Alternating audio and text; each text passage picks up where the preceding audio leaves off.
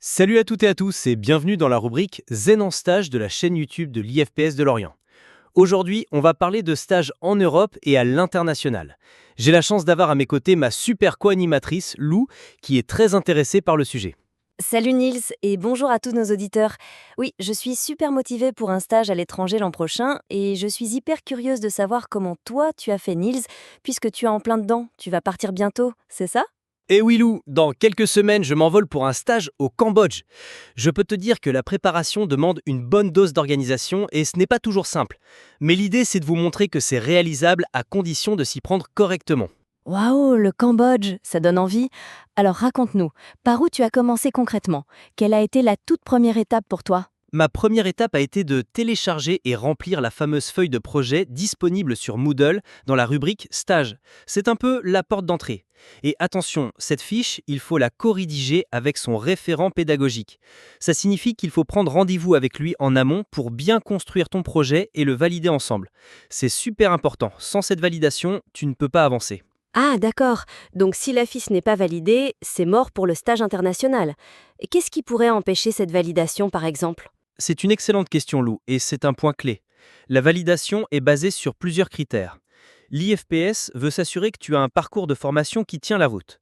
Ça veut dire qu'avoir de bons résultats, pas ou peu de rattrapage, et aussi que tes précédents stages démontrent ton sérieux et ton investissement. Donc, en gros, si on n'est pas carré dans son parcours, c'est même pas la peine d'y penser? Exactement. Et il faut bien comprendre que ce stage à l'international est pris en compte comme les autres stages de ton parcours de formation. Ce n'est pas un voyage touristique, c'est une vraie période d'apprentissage professionnel avec des objectifs pédagogiques clairs. L'équipe veut s'assurer que tu es prêt à relever ce défi. C'est super important de le préciser. Je pense que beaucoup peuvent faire l'amalgame. Mais ça me paraît logique au fond. On doit prouver qu'on est capable de gérer un stage normal avant de partir à l'aventure. Complètement. Par exemple, l'année dernière, je me souviens d'un étudiant qui avait un super projet pour l'Asie. Malheureusement, il avait pas mal de rattrapage sur ses évaluations théoriques. Du coup, même s'il était super motivé, son formateur référent a dû lui dire que son projet serait mis sur pause pour le moment. Il n'y a pas de refus définitif, c'est juste qu'il a dû revalider ses évaluations. Comme le projet commence dès la première année, il avait encore la deuxième année pour tout rattraper. Mais il a vraiment fallu qu'il prouve qu'il faisait les efforts nécessaires. C'est pour ça qu'il est crucial de bien suivre son parcours dès le début. Oh là là, ça met un peu la pression, mais c'est une bonne chose de le savoir dès maintenant. Au moins, c'est clair. Bon, et après cette validation, qu'est-ce qui s'est passé pour toi? Une fois cette validation obtenue, j'ai rapidement pris contact avec le référent international de l'IFPS. C'est vraiment la personne clé. D'accord, le référent international. Et comment s'est passé ce premier rendez-vous? Qu'est-ce qu'on y discute? C'était très clair et rassurant. On a discuté de mon projet, de mes motivations, de l'endroit où j'aimerais aller. On a aussi abordé le côté pratique, le budget prévisionnel et les possibilités de financement. Mais aussi des points essentiels comme avoir un passeport à jour pour les pays en dehors d'Europe et s'y prendre en avance pour les vaccinations nécessaires pour la destination. Pour le Cambodge, j'ai dû anticiper pas mal de choses de ce côté-là. On a aussi regardé ensemble les aides potentielles de la région Bretagne et les dispositifs comme Erasmus ⁇ pour l'Europe. C'est là que j'ai compris qu'il fallait une bonne anticipation. En tant qu'étudiant infirmier, j'ai lancé la démarche presque un an avant la période de stage, comme c'est recommandé. Ah oui, un an, c'est long. Et tu n'as pas évoqué les élèves aides-soignants. J'ai une amie qui m'a demandé si c'était aussi possible pour eux et quand il fallait qu'ils s'y prennent. Excellente question de ton ami. Oui, c'est tout à fait possible pour les élèves aides-soignants aussi. Pour eux, l'idéal est d'en parler à leurs référents dès la rentrée scolaire pour commencer à préparer leur projet. La période de stage est aussi importante. Pour les étudiants infirmiers, le stage devra se dérouler en troisième année, en général lors du premier stage du semestre 6, et pour les aides-soignants en parcours complet, ce sera plutôt lors de leur deuxième ou troisième stage. Donc il y a des timings spécifiques à respecter pour chacun. Ok, c'est important de le savoir pour ne pas louper le coche. Et pour trouver l'organisme d'accueil, comment ça s'est passé pour toi? L'IFPS propose des lieux où il faut chercher soi-même? L'IFPS a des partenariats établis, ce qui peut faciliter la recherche. Pour mon stage au Cambodge, par exemple, j'ai d'abord regardé les contacts que l'IFPS avait via des associations de confiance avec lesquelles il travaille régulièrement pour les stages internationaux.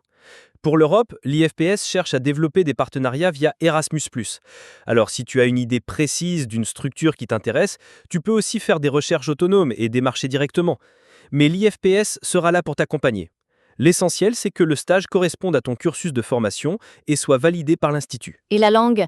Je suis plutôt bonne en anglais, mais si je veux aller en Allemagne ou en Italie, est-ce que c'est un frein si je ne parle pas la langue du pays? Mon amie aide-soignante se pose aussi la question. C'est une très bonne remarque, Lou. Et non, ce n'est pas un frein insurmontable. Bien sûr, avoir des bases est un plus, et pour l'Europe, la maîtrise de la langue du pays d'accueil est souvent appréciée, voire recommandée, surtout si tu as un contact spécifique. Mais beaucoup de stages, même en dehors des pays anglophones, peuvent se dérouler en anglais, notamment dans les hôpitaux qui accueillent des internationaux. L'important est d'avoir une volonté d'apprendre et de s'adapter. C'est une immersion incroyable pour progresser. Tu seras surprise de la rapidité avec laquelle tu peux apprendre une fois sur place. Et l'IFPS peut aussi accompagner si tu auras contact et que tu as besoin d'aide pour le lien linguistique. C'est rassurant. Et au final, ce stage, il compte comme un stage normal pour le diplôme? Oui, absolument. C'est un stage comme un autre, au niveau pédagogique. Il est soumis aux mêmes règles de validation. L'objectif est bien la validation des compétences et l'obtention de ton diplôme. En échange, tu t'engages à participer à des réunions préparatoires avant le départ et à faire un retour d'expérience à ton retour, ce qui est très utile pour partager ton vécu. Ah, et j'ai failli oublier un point important, pour un stage international hors Europe, les projets sont généralement acceptés si au moins 2 étudiants partent ensemble. Par contre, pour un stage en Europe, un étudiant peut tout à fait partir seul. C'est génial, Niels. Tu m'as vraiment éclairé sur toutes ces étapes. Je me sens beaucoup plus sereine pour envisager ça l'an prochain. Merci mille fois, Niels. Du coup, si je vise un stage international hors Europe, il va falloir que je trouve une copine motivée pour partir avec moi. Et j'ai vraiment hâte d'entendre ton retour d'expérience quand tu seras revenu du Cambodge. Si tu es d'accord, on fera un épisode spécialement pour ton retour. Avec plaisir, Lou. J'espère que mon expérience et ces informations vous aideront toutes et tous à y voir plus clair sur les modalités de ces stages hors frontières. Et surtout, c'est une expérience incroyablement enrichissante une fois sur place. J'ai vraiment hâte d'y être. Absolument. D'ici là, n'hésitez pas à commenter cette vidéo si vous avez des questions, à liker si vous avez apprécié et surtout à vous abonner à la chaîne YouTube de l'IFPS de Lorient pour ne rien manquer de nos prochains épisodes et de toutes nos actualités.